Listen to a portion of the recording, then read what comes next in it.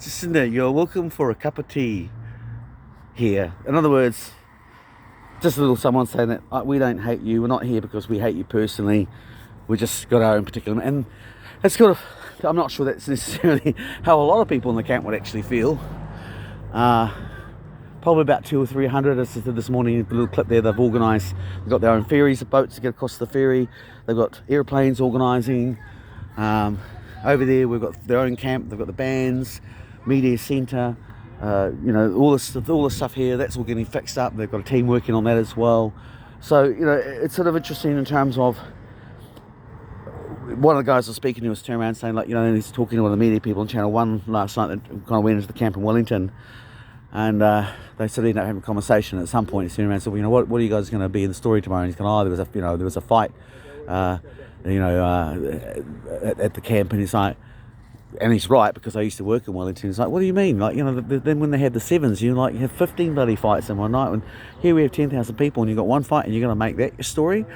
So there is that component where it's like there is an attempt to really downplay that these are normal everyday human beings and upplay that kind of component where they want us to make us out look like, make people look out like they're the great unwashed, which, as I said, of previous clips, I said when I turn around and talked about the different people that are here.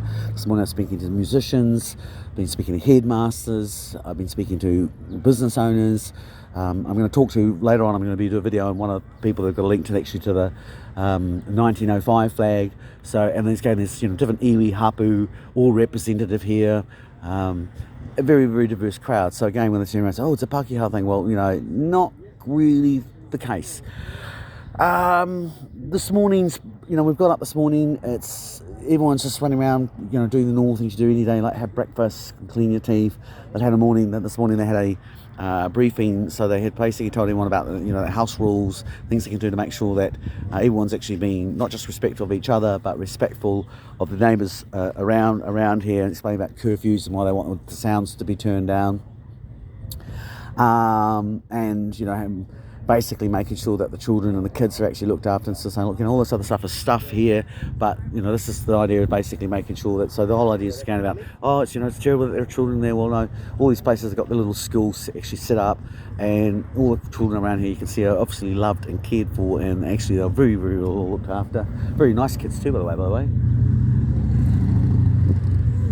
And so that's it. Here we are, another day at Camp Picton. So I'm going to go and collect a few stories now and basically see what people have to tell me. Again, they said, one of the guys I was talking to, I'm going to have a chat to. Last time I kind of first met him was at a CAFTA meeting. It was actually quite ironic, because it was the APEC meeting with just after Zishauri had actually been broken into by the SIS, and basically looking at the whole, the attempt by political parties to basically make us, serfs of the corporate system, which these are battles that we, and I say we in terms of, here I am wearing my black ball miners shirt, so I mean, very much that kind of socialist, labour orientated. We turned around and we challenged the system of the Codex Alimentis in the 1990s, when the World WTO wanted to get a monopoly on food and medicine at the time, when Mike Moore, who was the salesman for Rogernomics, was in charge. And then we've turned around and we challenged it again during the Trans-Pacific Partnership Agreement. Now this was a corporate deal again, literally Mitra Tura of the Greens Party described it as the Magna Carta for the corporations. And this was actually really originally heralded by Helen Clark in 2008, the same year that she used, they carried out secret trials of GMO in New Zealand, which the Greens opposed, and which Nicky Hager wrote his book, The Seeds of Distrust, about. So, we fought again, the left were fighting that at that point. That, of course, was before James Shaw, who's a former public relations for Bayer Pharmaceuticals, basically started to really shift the nature of the Green Party away from basically being liberal, human rights orientated, into this sort of, sorting the neoliberalism, wanting to look like they're eating organic food while they actually, busily worry about mortgages and other items of corporate, well, not corporate, but capitalism and chasing the salaries and all that sort of, follow the money kind of stories. So we challenged that, and then we challenged all of these again from TPA in 2015, which is when we were told that if we voted for them, that Labour would walk away from the TPPA. But of course, they didn't. So now when we turn around, we have all these people turning around and they're pointing the finger, saying, "Oh, they're all right wing." I'm going to go, wasn't that kind of the kettle calling the pot black direction when you really look at what the economic policies are of Labour, which have been largely kind of the same as National? Isn't that kind of what we've all been kind of fighting for the last 15, 20 years? And isn't this just an extension of this? I said this is the anti also, and I say this because today's meeting turned around and made it very clear what they actually want, which is, this is anti-mandate. They're not necessarily riding the anti-TPA wave or anything like that, but these are issues which are correlated. Like, as I said, this is one of the main organisers, his little cool caravan, which I've done a little video beforehand, and I've walked you through all of these things here, and I'm saying, well, how are these things not the issues that which, back in the day when I voted Labour and I voted Green, and these are all the things that we all the people that are passionate about, who are political junkies, these are all the things that we opposed from those factions, and that's what this group's fighting today. So how do we get in a situation where there's this sort of attempt to kind of make this actually out that this is like Donald Trump QAnon? Don't get me wrong, I am actually meeting people here that do believe in very much QAnon theories, and they work from different scales to the stuff, which, as you can understand, why it's quite plausible to the stuff that's way down the rabbit hole. There is that component actually here.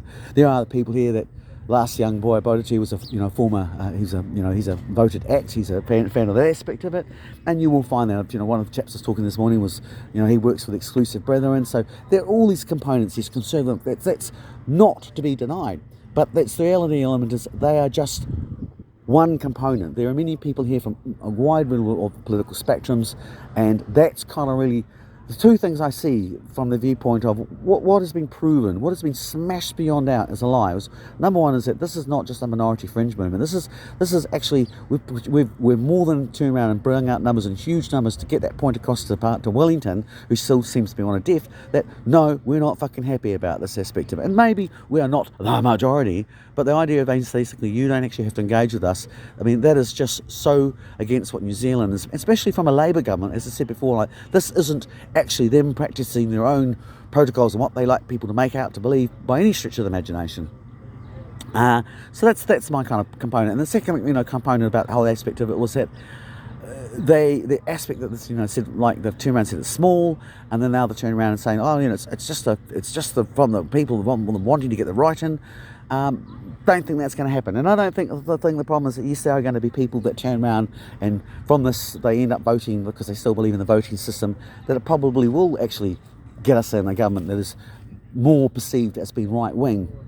However, I'll just give you a little scan around. I think it wouldn't have mattered if Labour gets actually in again, and I don't think that's going to happen. We're still going to get a political party that absolutely bends over for corporations. We're still going to get a political party that entrenches us into offshore globalist systems, which basically don't have our best interests at heart. And as I keep saying, this is what the people that Labour's now signed up with. This is who they're actually are their backers. So really, at the end of the day, that's neither here nor there. The question is of this is New Zealand saying we are sick of the system that we have.